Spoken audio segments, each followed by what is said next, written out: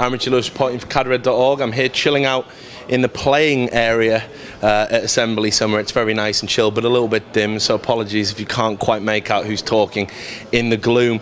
And I'm here with Evil Geniuses DeMusliM, who's had a very good day. He's managed to get out of the group of death, but we're gonna come to that in a second.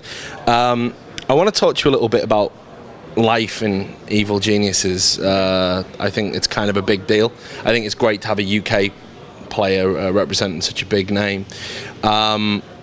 First, I want to talk to you about the house, because a lot of people have talked about it quite disparagingly. I mean, obviously, Total Biscuit does talk shit at the best of times, but you know, just in general, you know, does it bother you when you hear it kind of referred to, like, you know, a frat house, all of this stuff, and that it's actually hindering players, the environment, and you know, as a Brit, and you know, we're quite a rowdy bunch when we want to be. Do you think any of that's justified? I mean, EG is the biggest team in StarCraft 2 right now, and I don't mean by like the best results or whatever, but they're the team that most guys look at. You know, if you're not interested in StarCraft, you know of Evil Geniuses. They're just the biggest team, and they have been the team that did have like really good results, you know, and we still do. When people do talk about EG negatively, like if you join EG, you turn bad and stuff, or it's a frat house or whatever, yeah, that is insulting. Total Biscuit, I know the guy personally, and I know him well enough to say that most of the time that guy doesn't have a clue what he's talking about. He later took back what he said because he didn't have any evidence. He just went on what he said, and I mean, that's how he rolls. He's very outlandish with his comments, and that gets him a lot of a lot of publicity and stuff, be it good or bad. And I mean, when other people say or go along with it and just join the crowd kind of thing, it is a little sad, because I personally know how hard the people work there. I mean, Idra and myself, we play absolutely tons. There's Machine and In Control too, who do their thing too. And when we have people over at the house, it's just non-stop playing. We've had like times when we're all streaming through and through weeks, and yeah, I don't really know what else to say about it apart from it's not discouraging. It's just I like to prove everybody wrong if I can. Obviously, going into tournaments in a game like StarCraft, you can't win everything, which is what a lot of people forget. But the main thing I look at it, or the main way to look at it, is EG have a lot of support, but with a lot of support, you're going to get a lot of haters too. And yeah, just those haters, we have to try and prove them wrong. Well, let's sort of remove the haters from the equation. The results, I mean, if you were a neutral, that's what you would point to. And they do seem to be, it'd be wrong to say across the board, but there are a lot of players, I think, that we feel could do better, and don't. And again, I mean, you know, you've got like, you know, Chris today, and you know, there's Jeff at Home Stories Cup. I know he was disappointed. If there wasn't some substance there, they wouldn't be able to fire the ammunition. Yeah. Now, you're a smart guy, so if you had to pinpoint one thing that maybe needed to change, what would it be? I mean, because there has to be something there. There has to be, that isn't quite right. Because, as you say, you've got all these resources. Well, yeah, we have got the resources. But I mean, no matter what team you look at, there's always going to be up and downs. And it's not just down to like, okay, this team has the resources, they're bound to do like perfectly from now on. Chris actually practices possibly the most in EG. Oh, yeah, he's such a hard worker. I think that's why a lot of people feel really, you know, yeah, and I mean, like his last few results, like at NESL, he lost. At WCS Canada, he like barely scraped in top 10, you know. And for a player of his caliber and name and his previous results, yeah, it is weird. But to say if there's anything that can be done better, sometimes StarCraft 2 just happens like that. You know, your style could be not going out of fashion, but not quite in the loop. Like everybody could have got used to you or whatever. And what Chris did, Huck, he's a very aggressive player with very staple builds of his own. But I guess people are just gradually getting better against it. And I mean, when you have some people doing poorly in the team, you have some people doing great. You know. For example, Chris and Greg didn't do quite as well at WCS as they wanted. Greg still came top 4 for the American one, which was harder than people expected. But yeah, I went second at WCS UK. Thorstein just won Sweden WCS, which is probably one of the hardest ones, you know. So I just think a lot of the good results are often overlooked. Yeah. If you have our lineup too, it's a pretty big lineup. We have like 8 to 10 players. And let's say 7 of them are doing really well, but 3 of them kind of like, I'm not going to say fell off, but 3 of them had kind of subpar results. People kind of forget about all the good ones. They just home in on the bad ones. And I mean, well, I guess there's no story there, is there? Like, if you do well, you're expected to because you're evil geniuses. If you do badly... If you have, the best way to describe it is, if you have some giant beating up some small kid on the playground, that's just that, there's nothing more to say. But if the small kid beats up the giant, that's where the talking happens, that's something new, that's something strange. And I mean, even if there are great players with like different tags out there and stuff, like we're classed as the giant still. So, I mean, that's how it rolls. Well, I want to ask you as well about the Complexity House. I don't know how much you know about it, but their decision to kind of go Big Brother and stream 24/7. Oh, really? Yeah. Did you not heard about that, or? I saw like a video tour of the house, but that's pretty much all I've seen or heard. Oh, well, first question. Do you think Complexity are trying a little bit too much to kind of emulate the Evil Geniuses blueprint? I mean, I don't actually think it's trying too hard. I'm actually kind of glad that other teams are starting to do stuff, because if you just have EG holding the flag and running everything, it's really nice for the like industry that you have a flag bearer that's like just running with it. But if nobody follows, then what really are they doing it for? Like viewers, people that aren't in the industry yet, and they look at it, they're just like, this seems kind of like. But if you have lots of people doing it, so I mean, I'm totally cool with Complexity and even other teams like picking up the slack and carrying on, But having cameras and stuff in the house, Well, that's the next part of the question was, had you guys actually thought about streaming 24/7, the same as they do? We've thought about. By the way, do you mean streams like? As in the cameras around the house, everything's on all the time. Big Brother, basically. Like, there's nowhere to escape. Who's in the house? Oh, dude, I like it because it's all just changed recently, but. Yeah, I mean, they got a big roster in there, and everyone's on camera 24/7. I find that a bit weird because Complexity, while they are like a big business kind of thing, like EG, they haven't really got that much of a following, I think. So doing that going to that extent for how much of a following they have seems kind of crazy to me. Like, the fact that they've got a really nice house is awesome and stuff, but that might be going... In fact, no, I like the idea. It's interesting. I might view it a little bit. Okay, but like, let's say Evil Geniuses gave you a call tomorrow and said, Ben, right, we want cameras in your shower, cameras in the bedroom, you're not going to get a minute's peace. I mean, would that be disruptive? It'd probably be good, actually. It'd probably make me practice more. Like, if we had more people viewing and it's like, Ben isn't practicing, it's like telling my management or something. So it might be an incentive to practice more, but it's good to have privacy. That's always nice. I mean... Yeah, I'm not sure how comfortable I'd be with that. Like, we have enough streams going anyway in our like big PC room where it's like Jeff's camera sees us all and he streams a lot. So it might be a good thing. I can't say there's going to be anything super bad about it. Odie, the Team Dignitas manager, again, I'm sure you're familiar with him. I thought you might. He said, in his opinion, that the UK scene right now was stronger than the US scene.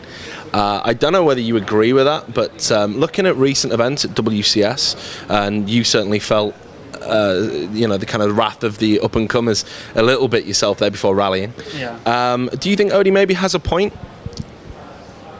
Odie is one of the most patriotic people I've ever met, so him saying that does not surprise me at all, but it's definitely based on something. Like, Dignitas just recruited Johnny Rico. He was one of the guys that I played at the event and was like, this guy's really good. But yeah, I mean, if you look at the British, like, top 5 players or whatever, those top 5 players can easily compete with the top 5 US players, So to say it's stronger is big. That's really big, because there's a lot of good American players. But yeah, I mean, we seem to be rising really fast. I mean, if you think of it, a year ago, even Bling was not good back then. Like, when he first come through after the gamer search, Yeah, I mean, even Bling was like just this guy who played on ladder that raged a lot, So the UK is just like evolving massively. And I mean, give it another year, if we had like another 5 players come along and we see like Johnny Rico come and make the big splash that he can do, I'm not going to say I agree with what he's saying, but I could definitely see it happening soon. What do you think's been instrumental in helping UK esports evolve, especially relating to StarCraft 2? And I think you are a good person to ask because, you've got some seniority when it comes to this. You've been around the block a few times. So what's changed, in your opinion? I actually think I helped a bit without really doing anything. By that I mean, I was one of the first players that went abroad for StarCraft 2. I moved to Germany instantly. I remember people giving you some stick about that as well at the time. So, I mean, let's talk about that stick first. How did that feel? There you were, a pioneer. You probably should have been getting a bit more respect for what you did, and people were giving you a hard time. Yeah, I mean, I lost a lot of British fans for moving abroad straight away, which I found kind of weird. I mean, there was nothing in England at the time. There was like iSeries, but that was it. And no offense to iSeries, it was just everything else was growing so much bigger, And I mean, the UK, they have these companies that can run events. It's just they weren't. So yeah, I moved abroad, and immediately I had a lot of British people just calling me like a. Yeah, it wasn't fun, In Germany too, there was quite a few players that I won't name, but they were kind of trying to make it really hard for me to enter this like a German residential only league. Right. And yeah, it was tough because I was kind of in no man's land. Like the place where I left to try and like do better didn't really like me at the time, or I seemed to have a lot of hate fly my way. And Germany didn't seem so accepting at first, but as time went by, it got way better. I was wearing my British flag, like saying I support England and stuff, and doing really good over in other countries was really nice for the British fans and stuff. And gradually, after like joining EG, I think I put England on the map quite a bit. And when I moved out to America and stuff, even with like my broken arm, I think people in England were seeing me as like a figure they could kind of not exactly look up to, but hey, look, he's done it, why can't we, kind of thing. I'm not sure if that's exactly what happened, but yeah, I'm just really happy with the fact that the UK has evolved without me. I wasn't there to see it like happen. I wasn't there like doing everything I could to make it evolve. It just kind of happened, which is the best thing. I didn't have to work it. I didn't have to like flower the plant all the time. It just kind of grew by itself, which is the best case scenario. For me, you're a player that's kind of, well, I don't know. It's like sometimes you do really well in kind of like spurts, and you beat a lot of good players in a row, and then at other times you kind of seem to falter against players where I think everyone's really expecting you to win. So it's kind of a two-part question again, in the sense that, first of all, what are you doing to kind of work on finding that consistency so you can achieve that next level? And also, when you come to a tournament like this, is it something that you think, actually, I can do it, the caliber of players here, I can beat quite comfortably? My consistency is something that I definitely need to work on. But the main thing is, for fixing that, I've just been playing a lot of games. One of the things I have is I occasionally, and by occasionally I mean quite a lot of the time, feel really bad, and I'll like just physically or whatever, I'll just feel like drained or whatever, and I have no idea what it is. I think I just feel tired a lot of the time, and I can take that and just choose not to play, or if I do play in a tournament, I just don't play well. So one of the things I've been doing is, even when I feel like that at home in my own environment, I just kind of play through it. Yeah. And so my consistency level, let's say players like to range from playing between an A and an A+. Obviously A+ would be the best. Sometimes I can dip to like as low as a B. So I'm just trying to play anyway, even when I feel terrible, this B standard, just to like raise up my consistency. So that's one of the things just from like physically I'm trying to do. But mentally, when I play against a player that I know I should beat, I kind of feel there's no game in it anymore. Yeah. That's really bad, If I play against somebody that people think is worse than me, I kind of shut off a little bit. And if I play against somebody that people think I shouldn't beat, then there's thrill in the hunt, Yeah. And so that's a mindset that I need to change a lot. And I mean, I'm working on it day in, day out. But it must be hard though, because you've been around for so long, and not just in StarCraft as well. Yeah. So how do you, like, I was talking about this with Jeff, like, as we get older, and we kind of grow up a little bit, and we still have, we do make a living from doing this kind of esports thing, and it's almost surreal. You know, I'd have to still explain it to my family and friends. You know, but is it hard to maintain that motivation because we become about more? Like you know, you're probably as much a celebrity now for just being outspoken and streaming and casting and all these other things than you are as a player. So does the motivation to evolve in those areas isn't that more pressing than becoming a better player now so late in the day? I'm not quite sure what you mean. Well, I guess what I'm saying is, right, like, we've all got many strings to our bows. Yeah. You've been a player, and you still are, of course. But, I mean, there must be other opportunities for you to kind of focus on now. The idea of still developing as a player must seem a bit odd, so late. Bring me the microphone. I mean, there's obviously lots of tangents I can go down, you know, be it casting, but I still love playing games. Like, I kind of realized this within the last few weeks. I'm not going to say I came to a fork in the road, but it kind of just hit me that I just love playing this game. And if I wasn't playing this game, what would I be doing? I'd be doing something that I enjoy way, way less. And it kind of hit me really hard that I still love what I do, and I can do it very well if, like, the time is right, you know. And that's kind of motivated me in itself, that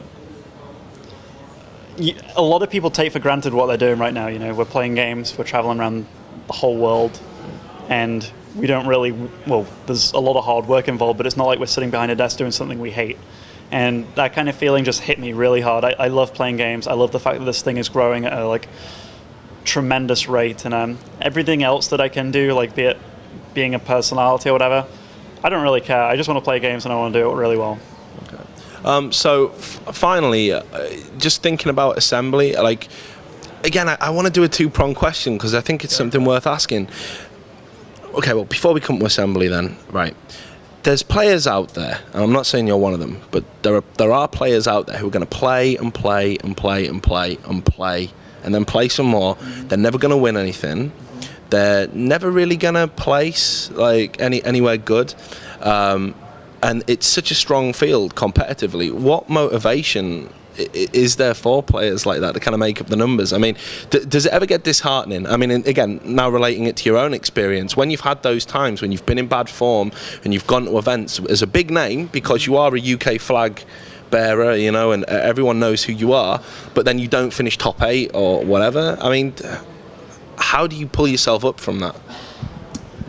It is tough, but for me, I never get knocked out thinking, wow, I played my best. There's, like, no chance I could have played any better than I did. I always get the feeling that,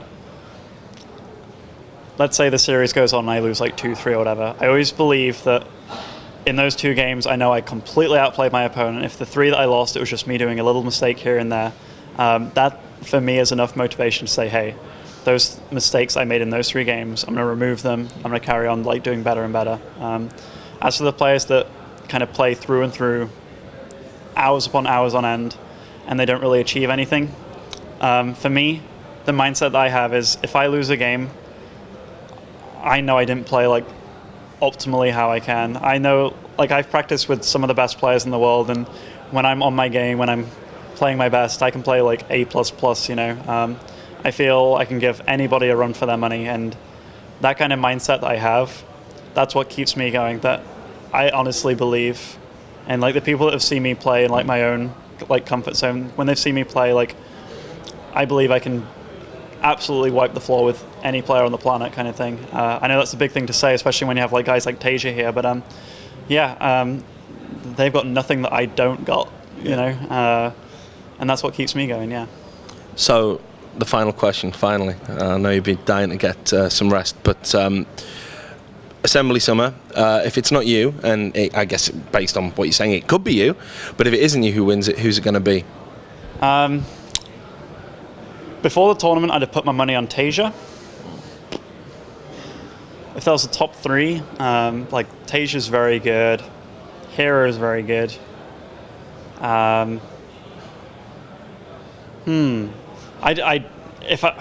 It would probably just be Tasia, actually. He's a very good player, and he's been wiping the floor with absolutely everybody. He's just an absolute monster, and it's it's kind of weird. This often happens to players. You get a player that's good, but then all of a sudden he's just very good, and that's exactly what happened to Tasia. Like, a lot of people may not have known him when he was on Slayers. He didn't live in the house or anything. He was overshadowed by MMA, but then he joins Liquid and he's still kind of the same. You know, he's still pretty good, but then all of a sudden it was like, wow, he's not losing. You know, and this is kind of a step that happens in people's play. Like, all of a sudden he just figured one little thing out in each matchup and just started putting it to good use. And nobody knows what it is. Maybe he just like changed his mouse or something, you know, like felt way more confident. Yeah. But yeah, he's like, his play is confident. He's smart and he's good. But yeah. All right. Well, look, it's been a pleasure talking to you. I know it was a bit more extensive than perhaps we'd planned, but it's all good. It's great to pick the brains of someone that's been around the block. To all the people out there who've been watching it, I hope you've enjoyed that interview with my man DeMusliM, and thanks a lot, Ben. We're going to have more interviews just like this one from here at Assembly Summer, so do stay tuned to cadred.org.